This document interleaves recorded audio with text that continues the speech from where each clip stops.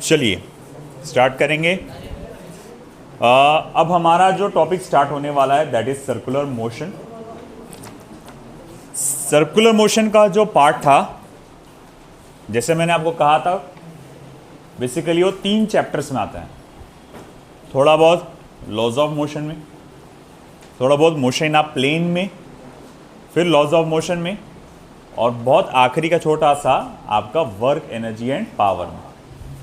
Work energy and power हमारा अभी बाकी है, बट कोई बात नहीं, उसके बगैर भी हम अभी शुरू में थोड़ा बहुत ले सकते हैं, और वो वैसे भी रिपीट होने वाला है आगे जाके। चलिए, तो थोड़ा सा जो टाइटल्स हम लोग डालेंगे वो हमारे हिसाब से हम डालेंगे। अपन ने जो लॉज ऑफ मोशन लिए थे वो चैप्टर नंबर कौन सा था? डायरेक्ट पीछे जा, 4 था ना कि 5 था?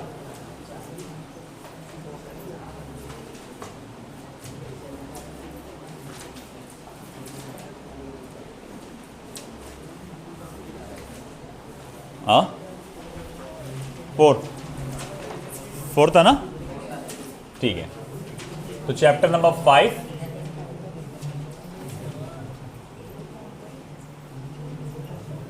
Circular motion.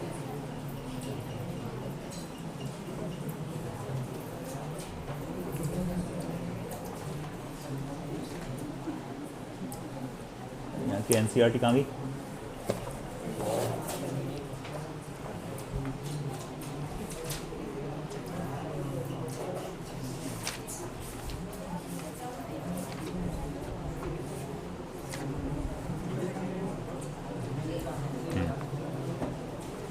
चलिए, तो 5.1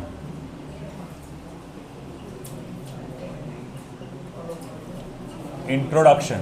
बेटा बातें नहीं,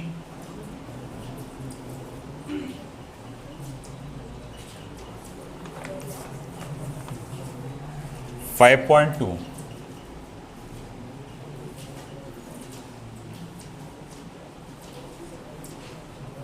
variables of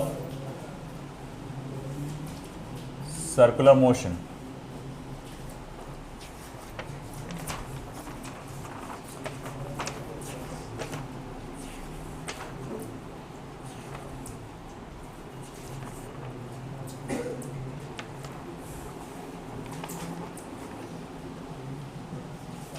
five point three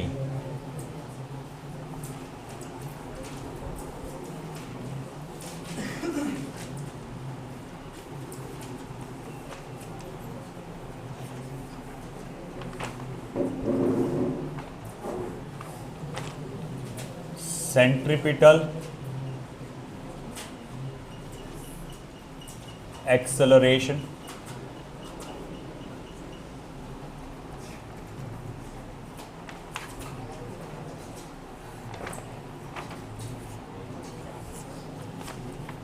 five point four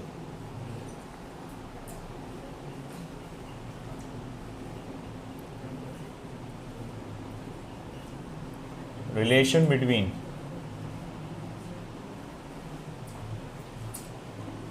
linear acceleration and angular acceleration।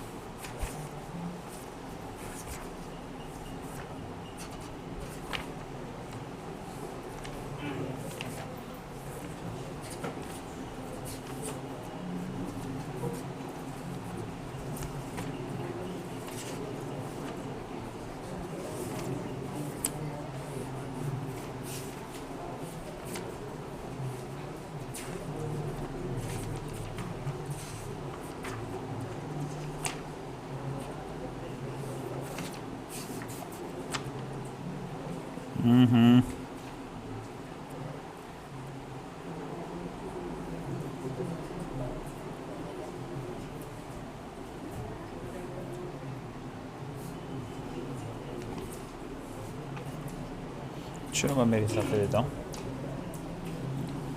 5.5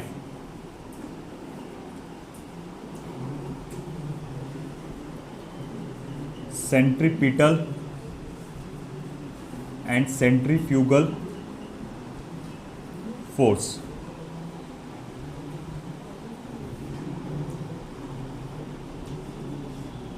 five point six,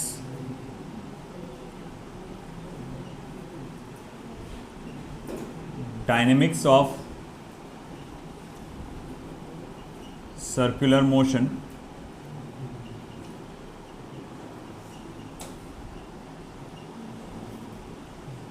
5.7, vertical circular motion, और लास्ट में आएगा 5.8, conservation of energy in circular vertical circular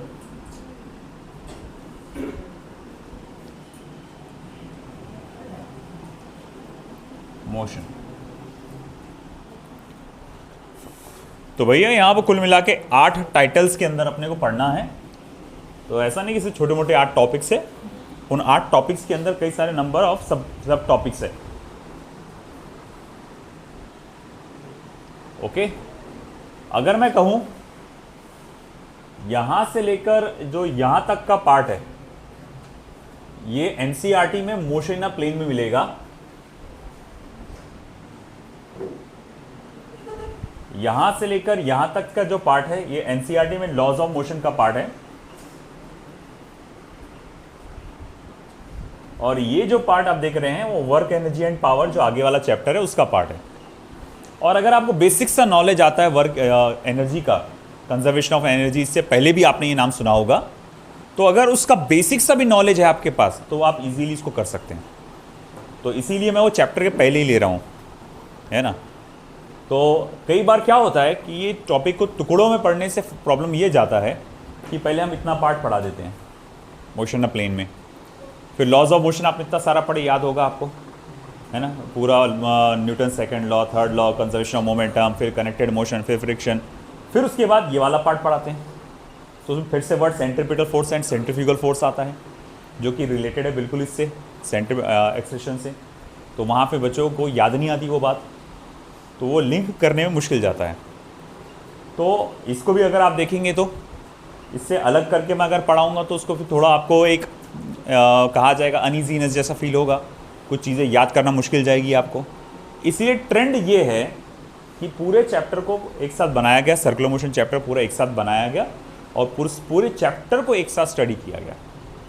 again एक और बात बता दूं, एज पर ये स्टेट बोर्ड ये चैप्टर जो कहा जाएगा ऑलमोस्ट 80% या 90% कह सकते हैं स्टेट बोर्ड में भी है। तो इसकी डेफिनेशंस खास तौर से यहीं से पकड़ लो, बल्कि पूरे पकड़ो, आप सोचो ही मत कुछ बाहर का है। इसके डेफिनेशंस, इसके डेरिवेशंस, क्योंकि मुझे आपको डेरिवेशंस भी कराना है, ये सब के सब आपको देखना पड़ेगा अच्छे से। प्रॉपर नोट्स आना, कचरे वाली नोट्स बनाना नहीं, वो जो सादे वाले तुम ब्लैक कलर के रफ, ब्लैक तो नहीं, वो क्या गंदे कलर का दिखता हो, रफ कॉपी, तो उसमें नोट्स बनाना नहीं। एक सिस्टमैटिक नोट्स बनाओ, क्योंकि अगर आपको अच्छे से अचीव करना है मार्क्स, उसका पहला स्टेप ये भी है कि नोट्स आपकी अच्छी होना चाहिए। तो एक सिस्टमैटिक नोट्स बनाओ, जो बता रहा हूँ वो सब आप उसको कॉपी करते जाओ। थैंकफुली स्टेट बोर्ड के लेवल पे हमारा रोटेशनल डायनामिक्स नाम का एक चैप्टर की नोट्स मेरी तैयार है, तो मैं वो आपको ग्रुप पे ट्रांसफ़र कर दूंगा, आप उसको कॉपी कर लेना। तो आपको नोट्स कैसे लिखना है, क्या लिखना है इन डिटेल, वो पूरा अच्छे से पता चल जाएगा।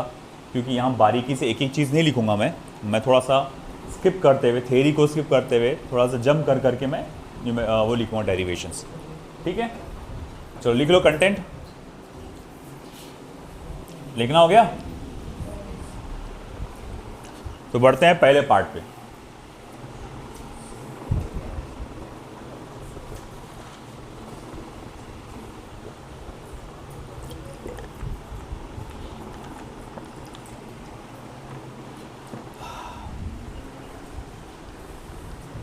इंट्रोडक्शन। चलिए, इंट्रोडक्शन में मैं सबसे पहले देखना चाहूंगा कि व्हाट इज सर्कुलर मोशन। पहला पार्ट जो आपके सामने आएगा वो रहेगा circular motion. What is circular motion? चल ठीक है, पहला पार्ट। चलिए बताइए सर्कुलर मोशन क्या होता है?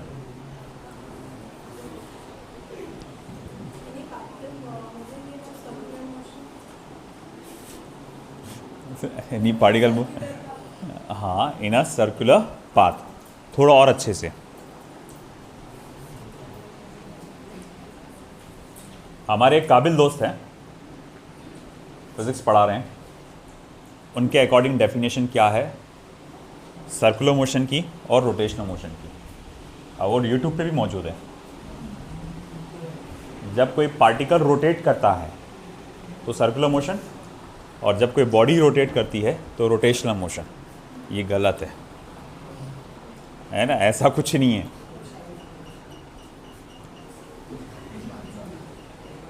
तो ऐसा कुछ नहीं है, सर्कुलर मोशन और रोटेशनल मोशन में फ़र्क आता है। अच्छा ठीक है, एग्जांपल्स दे दो मुझको सर्कुलर मोशन के। गलत। पहले ही जो उसने बोला मुझे लगा था तुम लोग बोलेंगे पंखा। पंखा सर्कुलर मोशन का एक एग्जांपल नहीं है। पंखा जो है सर्कुलर मोशन का एग्जांपल नहीं है। देखो सुनो गौर से, पंखा, fan is not the example of circular motion, but blades of the fan, blades of the fan is the example of circular motion. समझ रहे तुम? तो इसमें रख दो ना, ब्लेड्स ऑफ द फैन बोलने में और सिर्फ फैन बोलने में फर्क क्या आ जा रहा? कौन आ रहा है ये टाइम पे? देख कौन आया?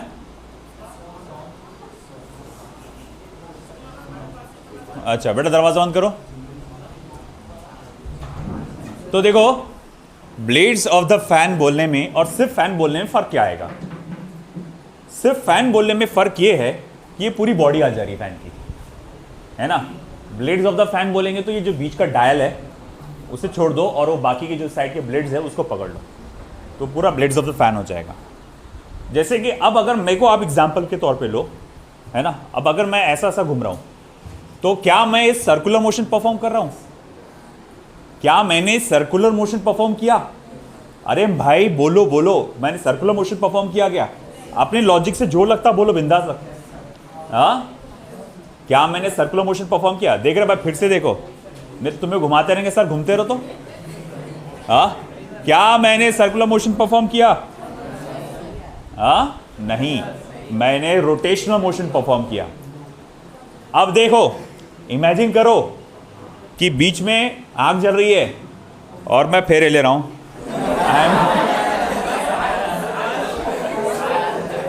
अरे भाई ऐसा कुछ नहीं है।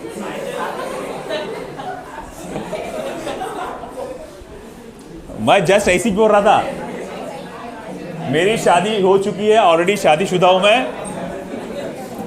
मेरा चाय है ना, रुको।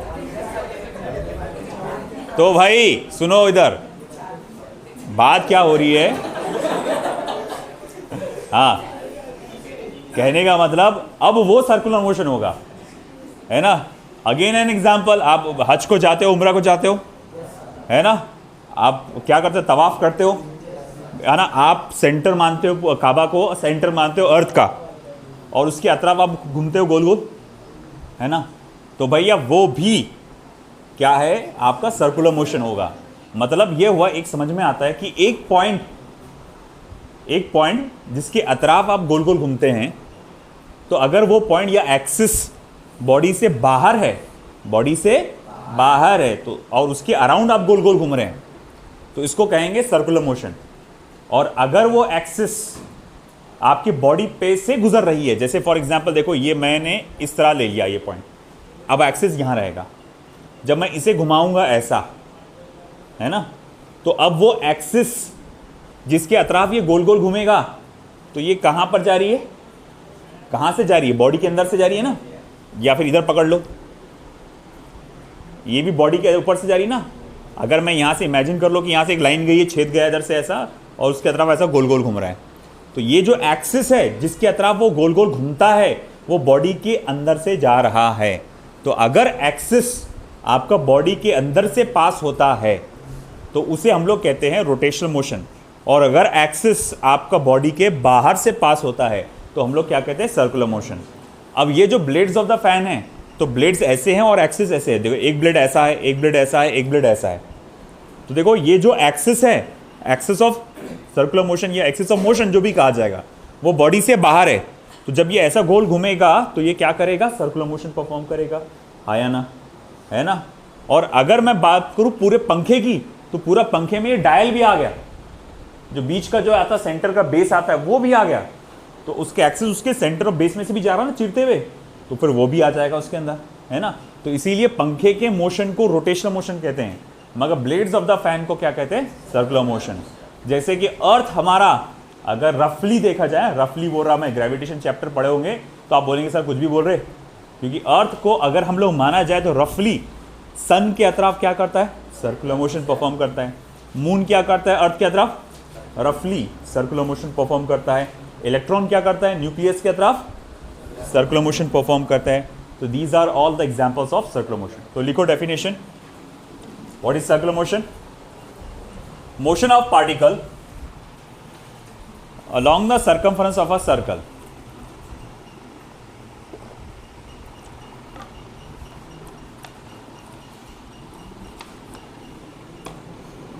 motion of particle along the circumference of a circle is called as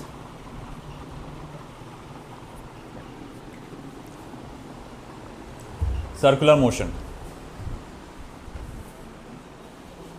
Motion of particle along the circumference of circle is called as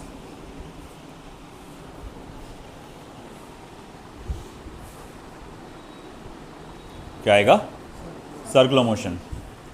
examples उसके लिखो, एग्जाम्पल्स। आता कौन भाई, देख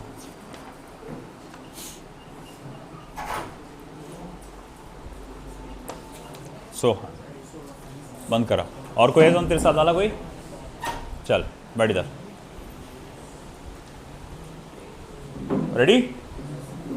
तो examples, motion of blades of the fan अभी वही बोला ना, motion of blades of fan, motion of blades of fan.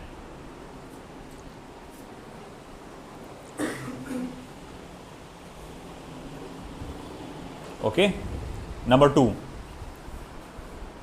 orbiting of earth around the sun, orbiting of earth around the sun,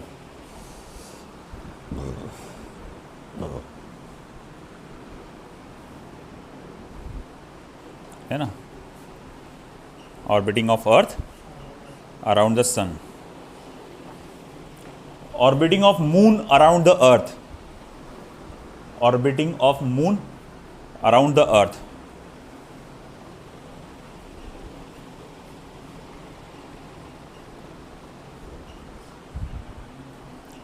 next example, orbiting of electron,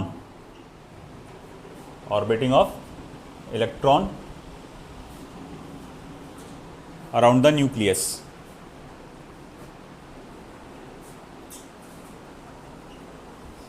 okay। और कोई example है आपके सामने? और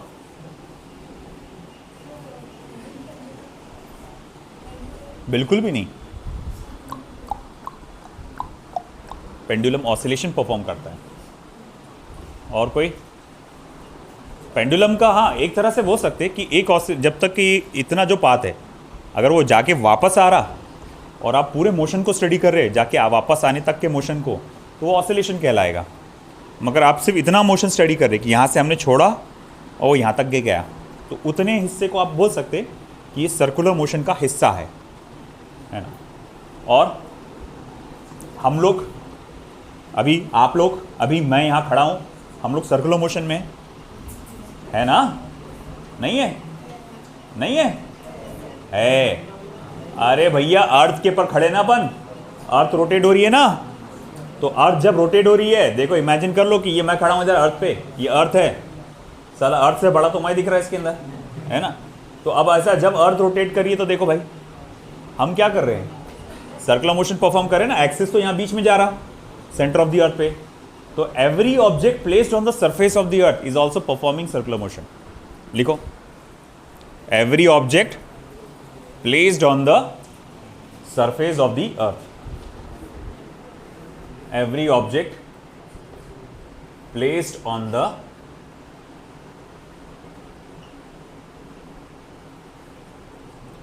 surface of the earth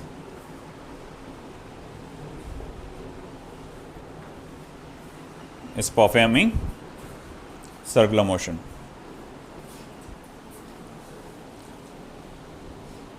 चलिए अब next डालिए title या क्वेश्चन डालिए, what is uniform circular motion, कि यूनिफॉर्म सर्कुलर मोशन क्या होता है।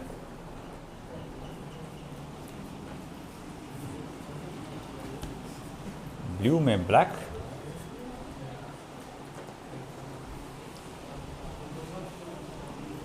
What is uniform circular motion. So motion of a particle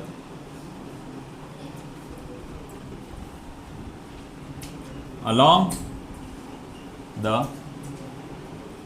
circumference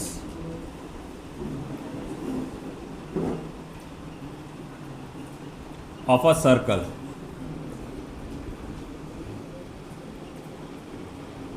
with constant linear speed और magnitude of velocity is called, कौन गधा है जो बातों में इन्वॉल्व है, uniform circular motion.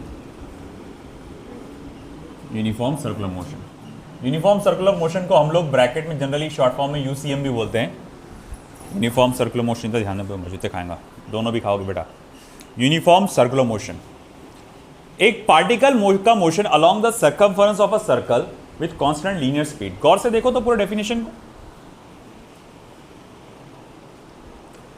The motion of a particle along the circumference of a circle with constant linear speed, है ना? मैंने सिर्फ स्पीड वर्ड लिखा, मगर मैंने लिखा बोला कि नहीं भाई मुझे वेलोसिटी बोलना ज़्यादा अच्छा लगता है, ज़्यादा साइंटिफिक लगता है, तो बोले वेलोसिटी लिख सकते हैं क्या? आप नहीं लिख सकते, आप सिर्फ वेलोसिटी नहीं लिख सकते, वेलोसिटी के साथ फिर आपको क्या लिखना पड़ेगा?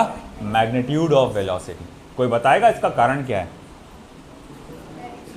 डायरेक्शन। देखो अगर किसी पार्टिकल का किसका बेटा, किसका? पार्टिकल का वेलोसिटी कांस्टेंट है, क्या कांस्टेंट है? वेलोसिटी कांस्टेंट है, तो इसका मतलब उसका मैग्नीट्यूड यानी वैल्यू भी कांस्टेंट है और साथ ही साथ डायरेक्शन भी कांस्टेंट है। तो अगर किसी पार्टिकल का वेलोसिटी कांस्टेंट है तो भैया वो तो सर्कुलर मोशन परफॉर्म कर ही नहीं सकता, वो तो क्या कर रहा है, वो सीधी लाइन में चल रहा है, सीधी लाइन में एक यूनिफॉर्म मोशन परफॉर्म कर रहा है। क्यों? क्योंकि उसकी वैल्यू भी कांस्टेंट है और डायरेक्शन भी कांस्टेंट है ना? मगर हम जानते हैं कि सर्कुलर मोशन में कभी भी आपकी वैल्यू भले ही कांस्टेंट हो सकती है मगर डायरेक्शन कांस्टेंट नहीं हो सकता। बोले सर कैसे, क्या? तो देखो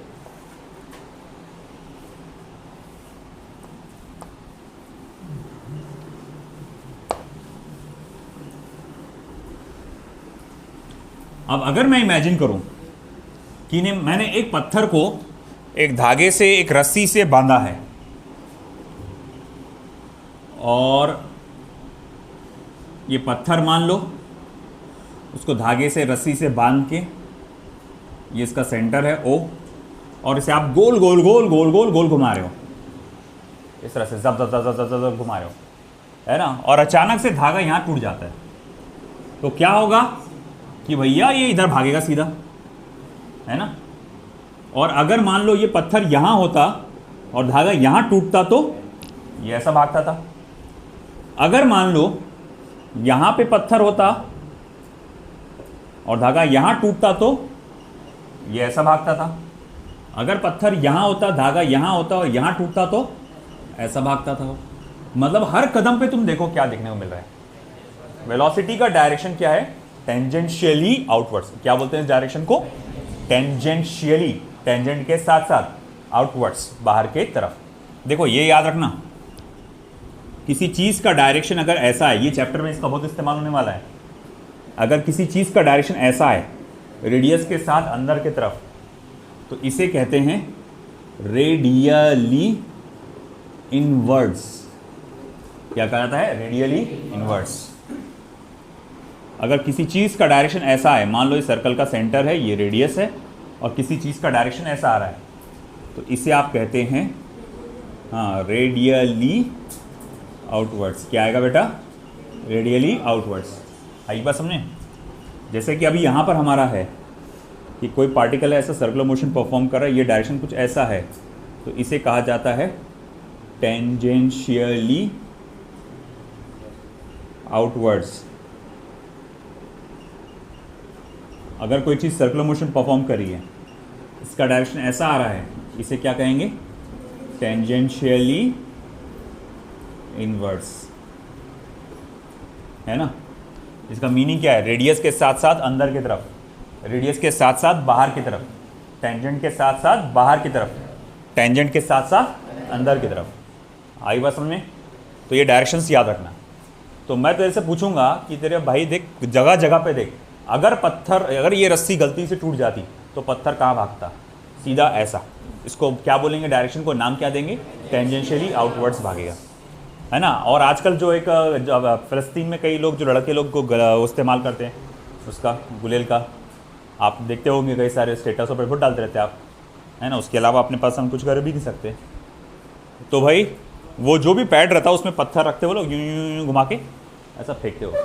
तो उसमें क्या करते हो? ज़ोर ज़ोर से घुमाते घुमाते घुमाते घुमाते घुमाते उसमें काइनेटिक एनर्जी देते, और फिर उसके बाद वो एक पर्टिकुलर पॉइंट पे आके वो छोड़ देते, एक रस्सी को छोड़ते। तो वो जो है, अब वो जो पैड था, जो पैड लगातार नॉर्मल रिएक्शन दे रहा था, तो होल्ड करके रखा था पत्थर को, अब वो जैसे ही आपने लूज़ किए तो वो नॉर्मल रिएक्शन नहीं देगा, हट जाएगा। तो अब वो क्या करेगा? जैसी जहाँ से, जिस पॉइंट से नॉर्मल रिएक्शन हटेगा, उस पॉइंट से में सीधा भागेगा वो, है ना। तो इस तरह से वहाँ पर भी आप क्या कर रहे हैं? ये सारे इन्हीं कंसेप्ट्स का इस्तेमाल कर रहे हैं। तो हम लोग ने देखा कि वेलोसिटी हर बार, हर कदम पे, अगर मान लो ये particle uniform circular motion perform कर रहे हैं, यूनिफॉर्म सर्कुलर मोशन मतलब स्पीड लगातार एक जैसी है, तो हो सकता है इसकी रफ्तार एक जैसी होगी, है ना। वेलोसिटी का मैग्नीट्यूड, भैया मैं बोल रहा हूँ वेलोसिटी का, मैं गलती से भी सिर्फ वेलोसिटी नहीं बोलना। अगर तुमको वेलोसिटी वर्ड से प्यार है तो उसके साथ मैग्नीट्यूड भी बोलना। तो आपके वेलोसिटी का मैग्नीट्यूड कांस्टेंट रहेगा, मगर हर कदम पे आप देख सकते हैं वेलोसिटी का डायरेक्शन अलग अलग है। यहाँ पर ऊपर भाग रहा था, यहाँ लेफ्ट में भाग रहा था, यहाँ नीचे भाग रहा था, यहाँ राइट में भाग रहा था। तो हर कदम पे डायरेक्शन अलग अलग है। जब आप वेलोसिटी कांस्टेंट बोलते हैं तो वर्ड वेलोसिटी के अंदर मैग्नीट्यूड भी आ जाता है, वैल्यू भी आ जाता है, सॉरी डायरेक्शन भी आ जाता है। 2 मिनट रुक जाता है अज़ान के लिए, ये मगरिब की अज़ान है ना।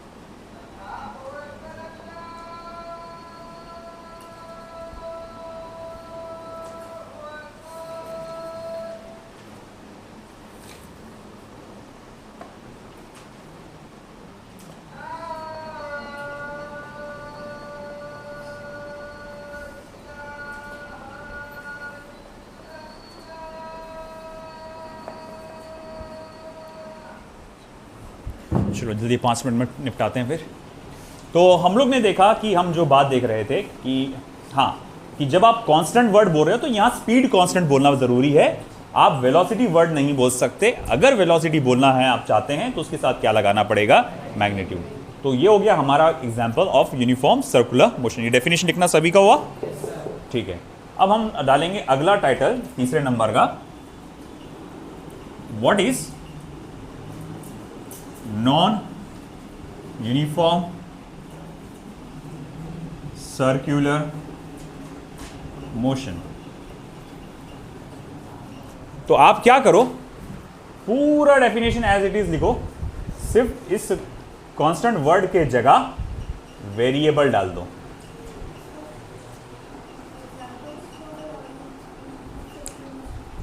यूनिफॉर्म सर्कुलर मोशन के मैं और यूनिफॉर्म के ना मैं ओरली बोल दूंगा, इतना जरूरी नहीं हो। तो देखो अब आप एक काम करो, motion of particle along the circumference of a circle with variable linear speed of a particle is called as, फिर वहां पर क्या हो जाएगा, non uniform circular motion. Uniform circular motion के एग्जांपल्स देखना है तो orbit of earth around the sun, orbit of moon around the earth, है ना, ये सब कांस्टेंट स्पीड से हो रहा है ना।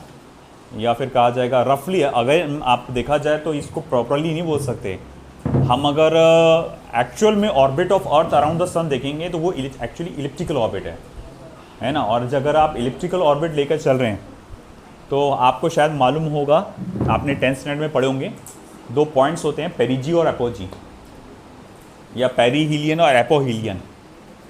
जब आप सन के सबसे नज़दीक होते हैं वो पोजीशन को पेरिजी कहा जाता है, सन से सबसे दूर होते हैं तो उसे एपोजी कहा जाता है।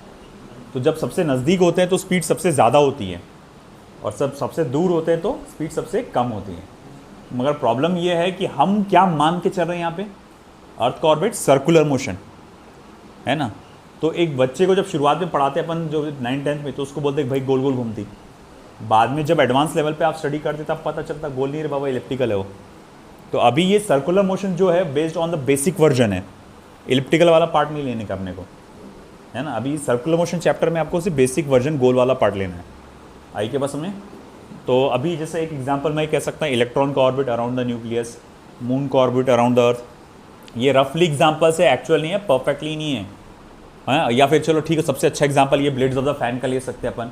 अभी फिलहाल blades of the fan uniform circular motion perform कर रहे हैं, मगर मैंने अगर ये पंखे को बंद कर दिया तो अब वो प्लेट्स ऑफ द फैन क्या करेंगे, non uniform circular motion perform करेंगे, क्योंकि स्पीड लगातार क्या हो रही है, कम होती जा रही है ना। तो लिख लियो डेफिनेशन। देखो आज तो जैसा थोड़ा टाइमिंग का हुआ था इश्यूज़ आपके एग्जाम्स की वजह से, तो वर्जन भी शॉर्ट ही रहा आज अपना क्लास का। और अगले क्लास में मैं पूरा अच्छे से डिटेल में आगे का जो पार्ट है variables of circular motion, probably मैं अगले लेक्चर में पूरा वेरिएबल्स ऑफ सर्कुलर मोशन उड़ा दूंगा। मेरी कोशिश रहेगी कि मैं up to the next Sunday, है ना, ये चैप्टर को क्लोज कर डालूँ मैं, सर्कुलर मोशन, मेरी कोशिश रहेगी। तो आपको उसके हिसाब से प्रिपेयर्ड रहना है। प्लस आप लोगों को मेरी हिदायत है कि भाई आप अभी से इस सारे डेरिवेशन जो आते हैं लर्न करने के, नोट्स स्टेट बोर्ड की, वो अभी से बनाते चलो। स्टेट बोर्ड की नोट्स अभी से लर्न करते चलो, क्योंकि देखो नहीं तो आपका सीनियर जैसा हाल हो गया। मैं कब से बोल रहा हूँ उनको लर्न करो लर्न करो लर्न करो, वो सुन ही नहीं रहे। अब वो पैनिक कर रहे हैं, और सबसे ज़्यादा पैनिक कब करेंगे, दिसंबर के आखिरी में। वो डेंजरसली पैनिक करने वाले, क्योंकि इतना बड़ा पोर्शन होने वाला है सामने। और अब जब से बोल रहा हूँ उनको समझ में नहीं आ रहा, वो फिर बोलेंगे अरे अरे अब तो कुछ संभल नहीं रहा सर, IMP बता दो बस, पास हो जाना वैसा बता दो बस। हाँ, तो वही हाल रहता सबका। नीट का पढ़ने की इतनी आदत हो जाती है और वो फिर डेरिवेशन लिखने की आदत नहीं रहती ना, फिर वो बोलते कि अरे भारी जा रहा। तो जब अब कैसा हम एक चीज़ नहीं करा सकते, है ना, कि नीट का भी करा रहे आपको लगातार 2 घंटे के अंदर वही, और डेरिवेशन भी करा रहे, मतलब बोर्ड का भी अच्छे से करा रहे, वो बहुत भारी जाता है टाइम, एक चीज़ मैनेज नहीं हो पाता। तो ये चीज़ थोड़ा बहुत आपको खुद से करना पड़ेगा, इस जिम्मेदारी से आप लर्न करो। डेरिवेशन मैं लिखा के देने वाला हूँ, समझा के देने वाला हूँ, नोट्स है उसकी अवेलेबल। और तो ये भी कहूँगा कि डाइजेस्ट भी लेकर रखो, नवनीत की डाइजेस्ट जो होती है वो लेकर रखो, उसमें से लर्न करो, आपको हेल्पफुल रहेगा। ठीक है, चलिए बाकी काम देखते हैं बाद में, नमाज का भी टाइम हो चुका है। आज सेशन यही शॉर्ट में ख़त्म करते हैं। और किसी का कुछ है नहीं ना, एग्ज़ाम अब कल है, बस कल का एक दिन है ना, सुबह देखते फिर क्या है, तो निपटाओ या जल्दी, अब डिस्टर्बेंस नहीं होना उसका किसी चीज़ का।